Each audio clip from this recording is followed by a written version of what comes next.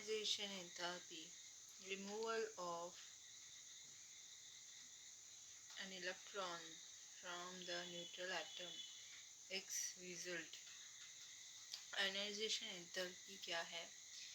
Neutral atoms से electron को remove किया जाता है।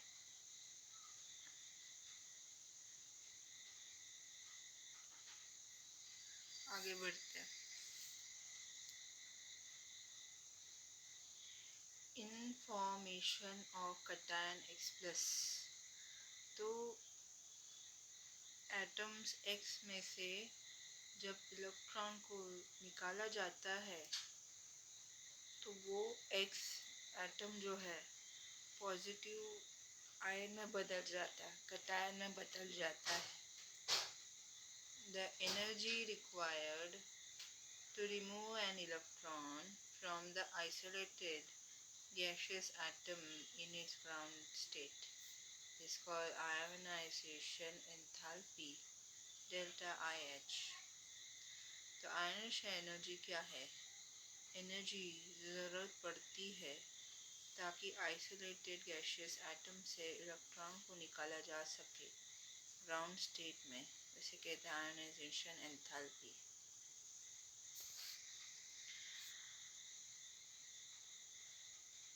Ionization is the quantitative measure of tendency of an element to lose electron and expressing kilojoule per mole। Ionization enthalpy जो रहता है वो क्या है? एलिमेंट जिसका क्वांटिटेटिव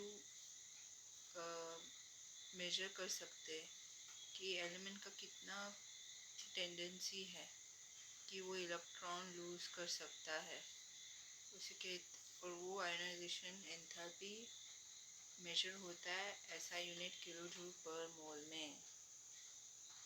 सिंस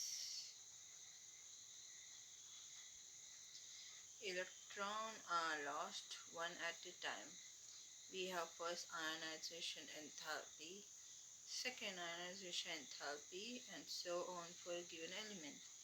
तो इलेक्ट्रॉन जो है एक टाइम में निकल जाता है तो पहला ionization enthalpy, second ionization enthalpy और आगे ऐसे बढ़ते रहता है जब तक एटम जो है इलेक्ट्रॉन को अपनी तरफ अट्रैक्ट नहीं कर लेता।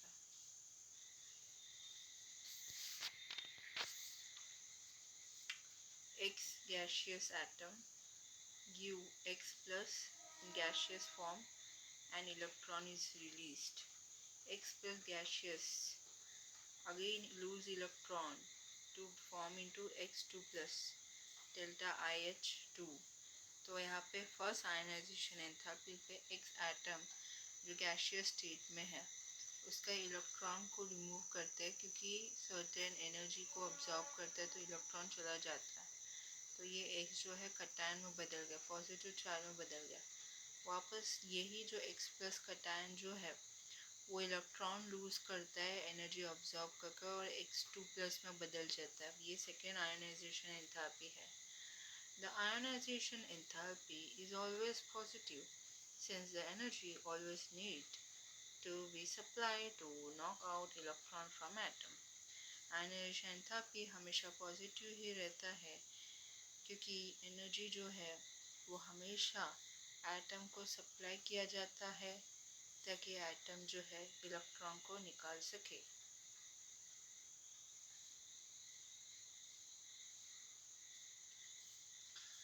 The second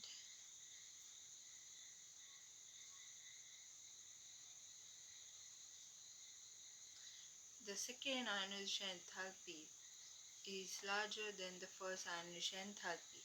second ionization enthalpy जो रहता है हमेशा ज़्यादा रहता है फर्स्ट आयनाइजेशन एंथैल्पी से, as it involve removal of electron from the positively charged species। क्योंकि सेकेंड आयनाइजेशन एंथैल्पी हमेशा फर्स्ट आयनाइजेशन एंथैल्पी से ज़्यादा इसलिए रहता है क्योंकि पॉजिटिवली चार्ज स्पीशीज से इलेक्ट्रॉन को रिमूव किया जाता है। Show the value of first ionization enthalpy down the group 1 and across the period 2 respectively। तो पहला पहला आयनाइजेशन एंथैल्पी दिखाया जाता है ग्रुप 1 के नीचे और पीरियड 2 से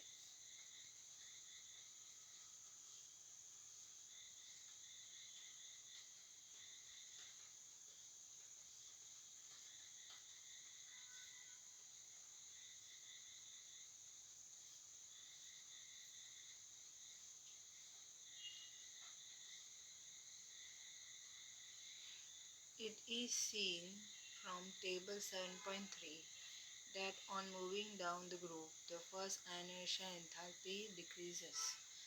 तो देखा गया है कि ग्रुप के नीचे जाएंगे तो फर्स्ट आयनाइजेशन एंथैल्पी जो है कम होता है.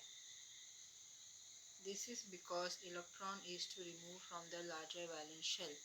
तो ग्रुप में नीचे जाते हैं तो आयनाइजेशन एंथैल्पी कम होता है क्योंकि बहुत बड़े वैलेंस शेल से इलेक्ट्रॉन को रिमूव करते हैं. आराम से इलेक्ट्रॉन को रिमूव कर सकते हैं वैलेंस शेल से. इसलिए पहला फर्स्ट आयनाइजेशन एंथैल्पी कम होता है. Screening due to core electron goes on increasing and the effective nuclear charge decrease down the group. जैसे ग्रुप के नीचे जाते हैं तो इफेक्टिव न्यूक्लियर चार्ज कम होता है. उसकी वजह से स्क्रीनिंग इफेक्ट जो रहता है वो बढ़ता है. बढ़ने की वजह से स्क्रीनिंग इलेक्ट्रॉन जो है वो आउटरमोस्ट इलेक्ट्रॉन को बचाता है न्यूक्लियर के अट्रैक्शन से. तो इसीलिए आयनाइजेशन एंथैल्पी कम होते जैसे जैसे नीचे जाते हैं. The removal of outer electron therefore become easier.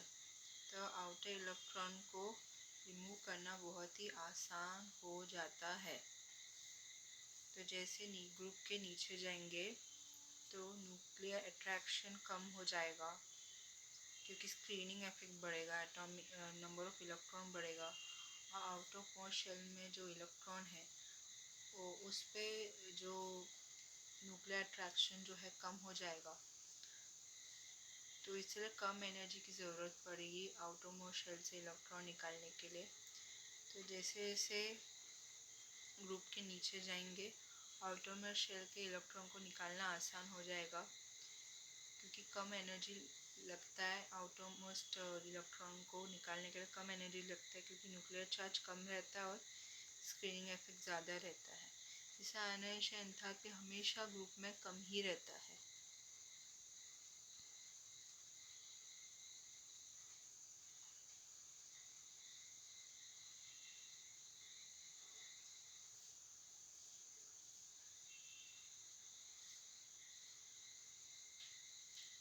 यहाँ पर lithium, beryllium, boron, carbon, nitrogen, oxygen, neon. Lithium का एटॉमिक नंबर 3, बेरिलियम का एटॉमिक नंबर 4, बोरॉन का एटॉमिक नंबर 5, कार्बन का 6, नाइट्रोजन का 7, ऑक्सीजन का 8, फ्लोरीन का 9, नियॉन का 10. तो यहाँ पर आउटरमोस्ट इलेक्ट्रॉन लिथियम का 2s1, बेरिलियम का 2s2, बोरॉन का 2s2 2p1, कार्बन का 2s2 2p2, नाइट्रोजन का 2s2 2p3, ऑक्सीजन का 2s2 2p4, फ्लोरीन का 2s2 2p5, नियॉन का 2s2 2p6. तो लिथियम का पहला आयनाइजेशन एंथैल्पी 520 है, बेरिलियम का 899 है, बोरॉन का 809 है, कार्बन का 1086 है, नाइट्रोजन का 1402 है, ऑक्सीजन का 1314 है, फ्लोरीन का 1681 है, नियॉन का 2080 है. तो यहाँ पर क्या होता है, पीरियड लेफ्ट से लेकर राइट तक आयनाइजेशन एंथैल्पी बढ़ता है क्योंकि वैलेंस शेल तो सेम रहता है. इलेक्ट्रॉन बढ़ता है, न्यूक्लियर अट्रैक्शन बढ़ता है, लेकिन नंबर ऑफ शेल नहीं बढ़ता, सेम ही रहता है. तो इसकी वजह से न्यूक्लियर अट्रैक्शन बढ़ने की वजह से लास्ट शेल के इलेक्ट्रॉन पे न्यूक्लियर अट्रैक्शन बढ़ता है और ज़्यादा से ज़्यादा एनर्जी की ज़रूरत पड़ती है आउटरमोस्ट शेल से इलेक्ट्रॉन निकालने के लिए. इसलिए पीरियड का हमेशा आयनाइजेशन एंथैल्पी बढ़ेगा.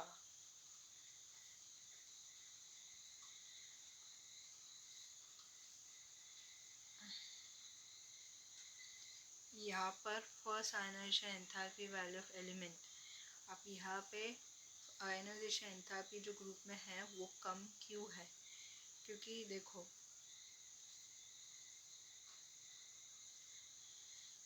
यहाँ पे लिथियम का एटॉमिक नंबर 3 है, आउटर इलेक्ट्रॉनिक शेल में 2s1 है, आयनाइजेशन एंथैल्पी 520 है, सोडियम में एटॉमिक नंबर 11 है, फिर आउटरमोस्ट इलेक्ट्रॉनिक कॉन्फ़िगरेशन 3s1 है, पहला आयनाइजेशन एंथैल्पी 496 है, पोटेशियम का एटॉमिक नंबर 19 है, आउटरमोस्ट शेल कॉन्फ़िगरेशन 4s1 है, आयनाइजेशन एंथैल्पी 419 है, रुबीडियम का एटॉमिक नंबर 37 है, फिर आउटरमोस्ट इलेक्ट्रॉनिक कॉन्फ़िगरेशन 5s1 है, फर्स्ट आयनाइजेशन पे 403 है, सीजियम का एटॉमिक नंबर 55 है, आउटरमोस्ट इलेक्ट्रॉनिक कॉन्फ़िगरेशन 6s1 है, आयनाइजेशन एंथैल्पी 374 है।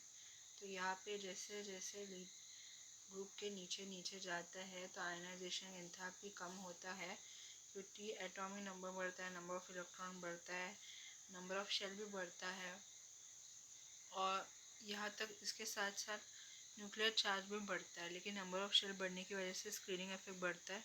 तो आउटर शेल पे जो इलेक्ट्रॉन जो है उसमें न्यूक्लियर अट्रैक्शन का असर कम रहता है, तो इसलिए कम एनर्जी की ज़रूरत पड़ती है आउटरमोस्ट शेल से इलेक्ट्रॉन को रिमूव करने के लिए। तो जैसे जैसे ग्रुप में नीचे जाता है, ऊपर से नीचे, तो आयनाइजेशन एंथैल्पी कम होता है।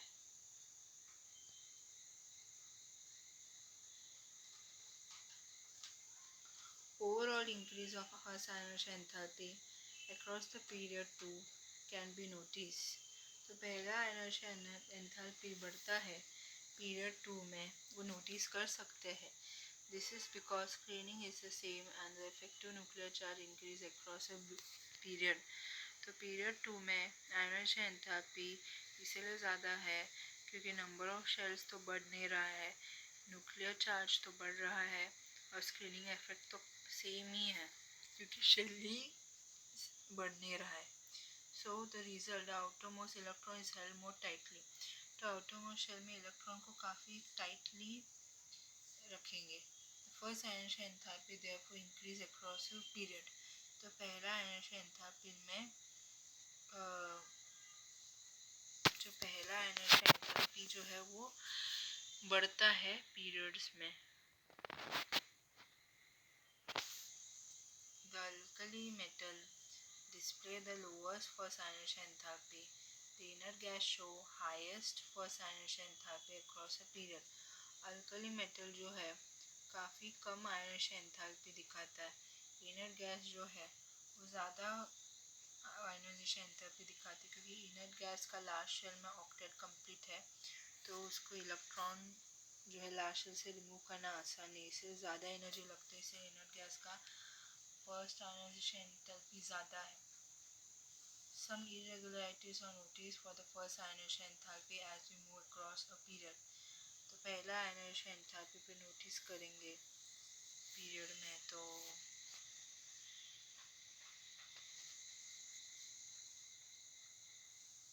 First ionization enthalpy as we move across a period में लेफ्ट से लेकर राइट तक जाएंगे तो क्या फर्स्ट आयनाइजेशन एंथैल्पी के बारे में हम ऑब्जर्व करेंगे। For example, the first ionization enthalpy of B is smaller than the beryllium. तो बोरान का फर्स्ट आयनाइजेशन एंथैल्पी काफ़ी छोटा है बेरिलियम से। This is because beryllium loses the electron from 2s orbital, और boron loses the electron from 2p orbital which has less penetration. तो यहाँ पे बोरान का जो पहला आयनाइजेशन एंथैल्पी छोटा रहता है बेरिलियम से, क्योंकि बेरिलियम जो है इलेक्ट्रॉन लूज करता है 2s ऑर्बिटल से, और बोरॉन जो है वो 2p ऑर्बिटल से इलेक्ट्रॉन लूज करते हैं, इसकी वजह से कम पेनिट्रेशन होता है।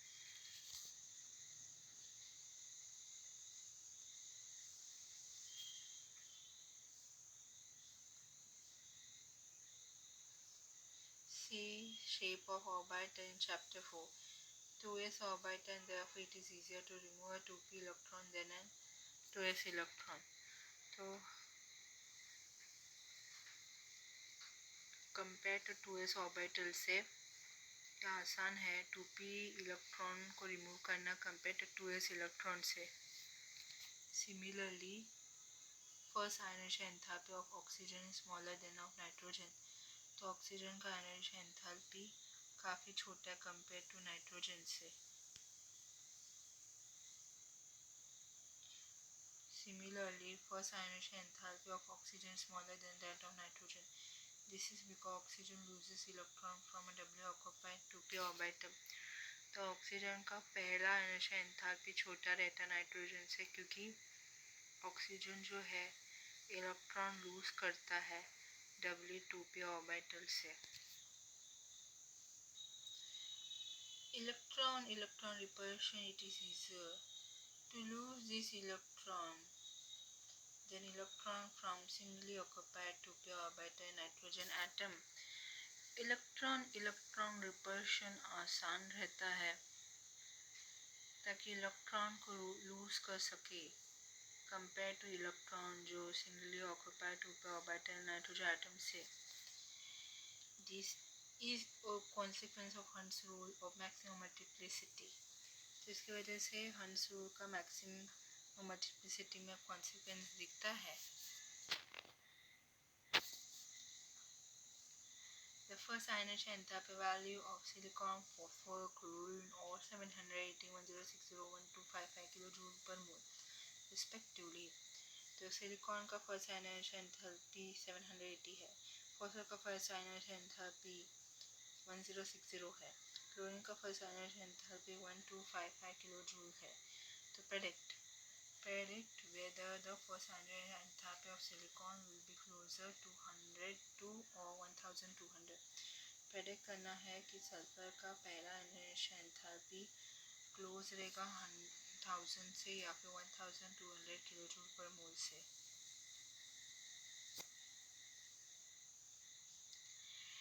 As we move across the period 3 from left to right elements, silicon, phosphor, sulfur, chlorine come in a sequence. अगर हम पीरियड 3 में जाएंगे लेफ्ट से लेकर राइट तक, सिलिकॉन, फॉस्फोर, सल्फर, क्लोरीन जो है सीक्वेंस में आता है. Their outer electronic configuration are 3s2p2, 3s2p3, 3s2p4 and 3s2p5 respectively. P loses an electron from a singly occupied 3p orbital, whereas sulfur loses an electron from a doubly occupied 3p orbital. तो यहाँ पे outermost electron configuration जहाँ पे phosphor electron lose करता है singly occupied 3p orbital से, sulphur जो electron lose करता है डबली ऑक्यूपाइड 3p ऑर्बिटल से. Therefore, the first ionization enthalpy value of sulfur has to be lower than that of phosphor. तो सल्फर का पहला ionization enthalpy जो रहता है कम रहता है फॉस्फोर से. Thus, first ionization enthalpy of sulfur would be less than 1060 kJ per mole. तो सल्फर का पहला ionization enthalpy कम रहता है 1060 kJ per mole से, and therefore should be close to 1000 kJ per mole and not 1200 kJ per mole. इसलिए close रहता है 1000 kJ per mole से और ना कि क्लोज रहता है 1200 kJ per mole से. Identify the species having larger radius from the following pair: 1 sodium and sodium plus, 2nd sodium plus and magnesium 2.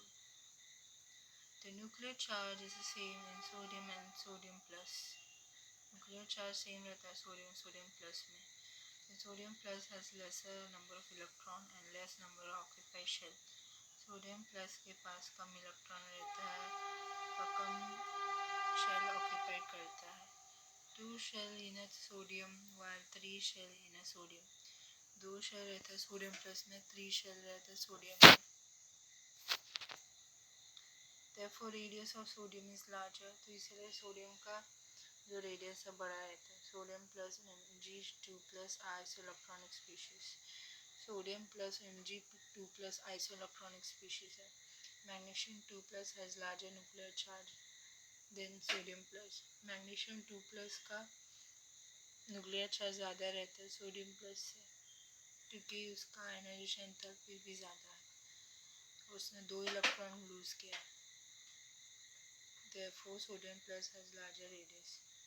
इसलिए सोडियम प्लस का रेडियस काफ़ी ज़्यादा रहता है।